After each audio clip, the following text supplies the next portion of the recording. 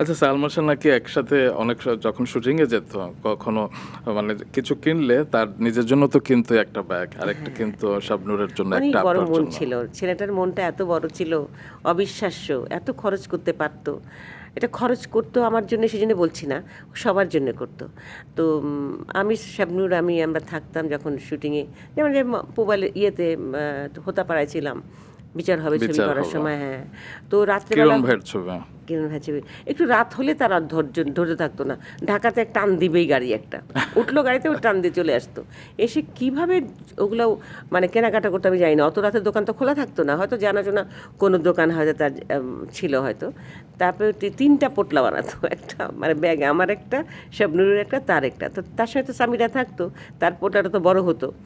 তো ঠিকই ভোরবেলা স্বামীরা নিয়ে এসে, মা এটা আম্মু তোমার, এটা শাবনূরকে দিয়ে তোমার এটা।